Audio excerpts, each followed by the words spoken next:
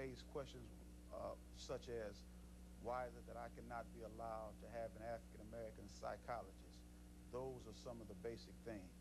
And what would an African-American psychologist bring to this mix that someone who isn't wouldn't bring?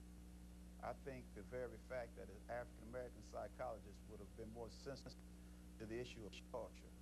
And is culture an important issue?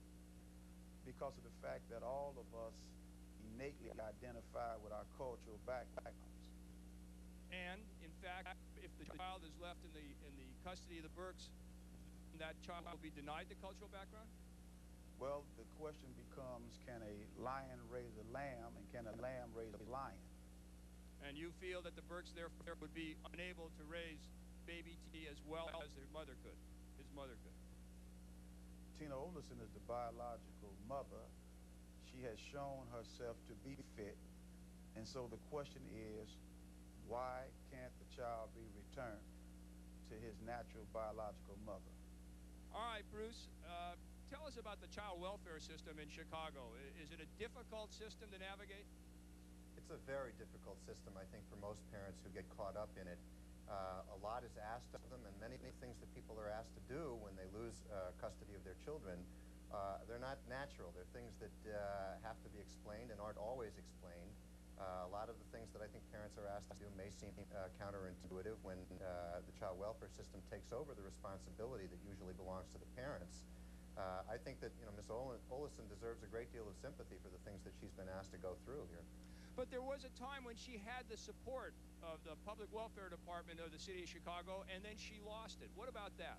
Right. Actually, I think that's probably the baby's lawyer that you're referring to. She had the support of the child lawyer at a time when, in the wake of a failed effort to terminate her parental rights, the court decided that the goal here ought to be reunification. Now, the law requires, and what actually goes on may be two different things, but what the law required as of that point was for Ms. Olson to demonstrate what's called reasonable progress. She was subject to a great deal of scrutiny by people who were called upon to render opinions to the court about not just how she was doing objectively, was she visiting the child, but also, frankly, how was the child responding to that? And I think that's something that complicated things immensely.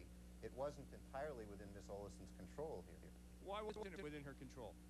Well, the question at this point in the case was, what is in the best interest of this child? And why shouldn't that be the only question that's at all parts of the case? What's in the best interest of the child? Well, there are certain points in the process. For example, earlier in this case, when the effort was to terminate parental rights and free the child for adoption, when you're looking to do something that permanent and that final, what our Supreme Court has said is that you have to begin with a look at the parent. Is the parent unfit? And you can't start bringing in all of these questions about the interests of the child until you first determine that the parent has somehow failed to provide adequately for the child. But that's a different situation than we had here, where really I think the only question legally was, what is in the interest of this child? And what was decided what was in the best interest of this child? Well, the law, for better or worse, it really closely circumscribes the judge's freedom to do certain things.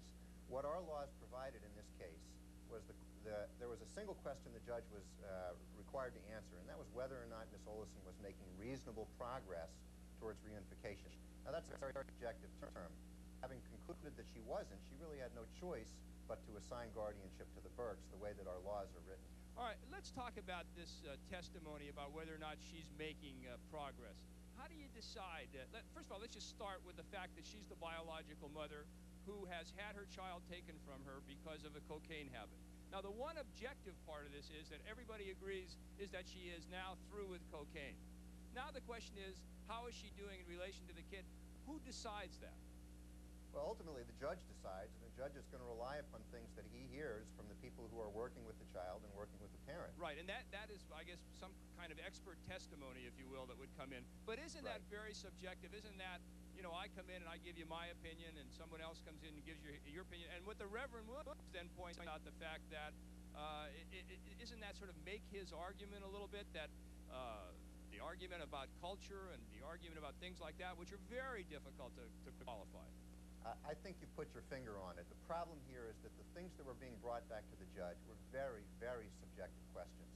I don't know that there's any way to know for certain what kinds of biases the people who were working with Ms. Olison and with her son brought to the work that they were doing.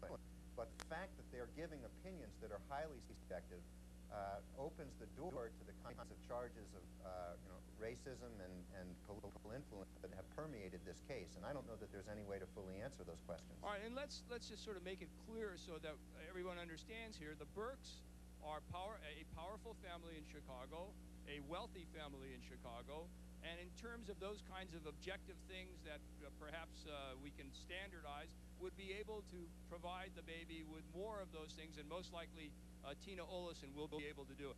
Will be able to do, isn't that right? I think that's probably right. And then one of the jobs for the court is to figure out how to separate out those kinds of really value-based judgments.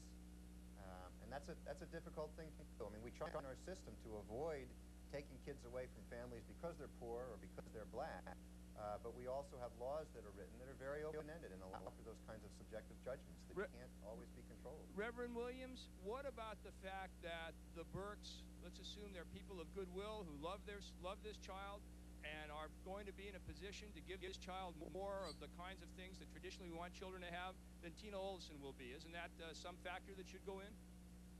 I don't think that they can give the type of natural love that the baby needs. And let me also say that this particular case has become bigger than Baby T and Miss Olesen. It is the symbol of what's really happening. The American child welfare system is in disarray. It needs to be transformed. I have said this publicly before. No other ethnic group in America, Jewish, Italian, Irish, Polish, would allow this type of atrocity in terms of the child welfare system of America. This particular system is financially driven off the back of black children. I consider it as a genocide, and I consider it as a silent Holocaust. Tell me why it's a silent Holocaust, Dr. Williams. Be more specific. Simply because of the fact that, perhaps a perfect example, the statistics in Cook County show 90% of the children in the DCF system in Cook County are African Americans. Now, when you look at the statistics, no Native American child can be placed in a non-Native American home. No Hispanic child can be placed in a non-Hispanic home. But with black children, they deal with black children as though they're some type of chattel. And so this is why State Representative Connie Howard has before the Illinois legislative body to push for the passing of House Bill 1913, known as the African American Child Welfare Act. Bruce, is that the state of the law that you know, that no Hispanic child can be placed in other than a Hispanic family, as the Reverend Williams articulates it? Well, there are preferences built into the law. In Cook County, for example, there is a consent decree that came out of a lawsuit dealing with Hispanic children. And what the department is supposed to do under both that consent decree with respect to Native American children, there's a federal law. But these are laws that say essentially that you need to try and preserve the cultural ties, the ethnic ties, the racial ties to the extent that you can. But generally speaking, these are not absolute prohibitions on placing kids from one cultural background in a home of some different background. All right. Let's take a break. Because I believe that the conditions from which the baby was taken from the mother are very important. That if the mother was given very explicit instructions and expectations that if she straightened out her life, if she became a good citizen, she got off drugs, that in X amount of time that she would be able to earn her child back, and she's now taken those steps, the government needs to honor their promise and needs to give back the baby. From Florida. I think this is a perfect example for the court staff and senators who have had trouble in the past, that they can reform themselves, they can get their children back. The role of these foster parents is only to care for this child in the absence of the mother. The mother is now able to care for her child again, and a mother-child bond cannot be broken as hard as the courts may try. Okay, Jane, from Georgia. Yes, I believe that the mother has honored her commitment. She's gotten off drugs, she had the job, and the focus should be on always returning a child to the birth mother. That should always be the main priority. All right, joining us now by telephone is Bonnie Rubin, reporter from the Chicago Tribune. Bonnie, there has been charges of that perhaps political influence is involved in this case. Tell us why those charges are made.